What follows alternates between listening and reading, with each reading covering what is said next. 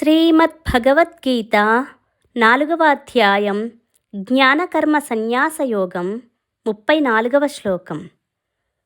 తద్విద్ధి ప్రణిపాతేన పరిప్రశ్నేన సేవయా ఉపదేక్ష్యంతి తే జ్ఞానం జ్ఞానినస్తత్వదర్శినః.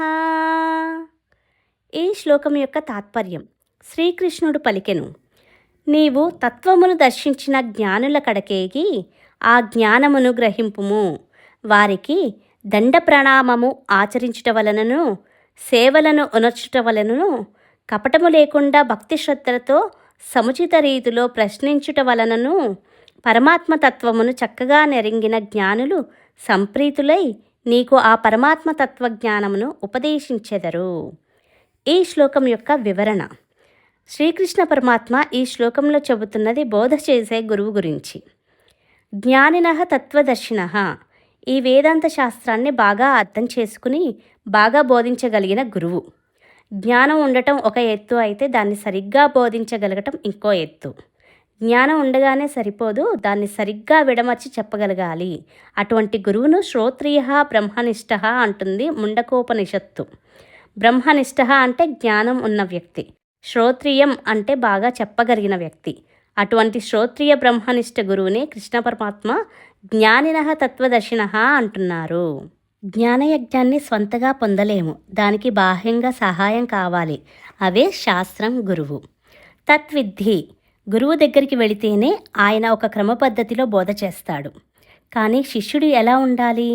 కృష్ణ పరమాత్మ 3 అర్హతలను వివరిస్తున్నారు: జిజ్ఞాస, వినయం, సేవ. ఈ జ్ఞానం పొందాలనే తీవ్రమైన తపన ఉండాలి.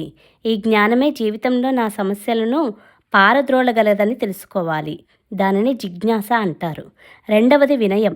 నా అజ్ఞానాన్ని వినయంగా ఒప్పుకోవాలి. ఇదే చాలా కష్టం. వినయం చూపాలంటే అహంకారాన్ని తగ్గించుకోవాలి.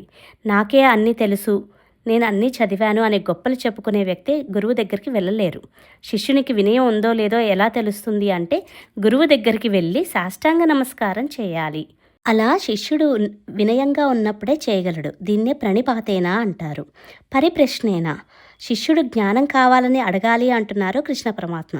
ప్రణిపాతం చేయాలి. ప్రణిపాతం వినయాన్ని సూచిస్తే పరిప్రశ్న జిజ్ఞాసను సూచిస్తుంది. మూడవది సేవయా. ఇంకొక ముఖ్య లక్షణం సేవ చేయటం. గురువుకి సేవ చేయాలి. గురువుకి సేవ ఎందుకు చేయాలి?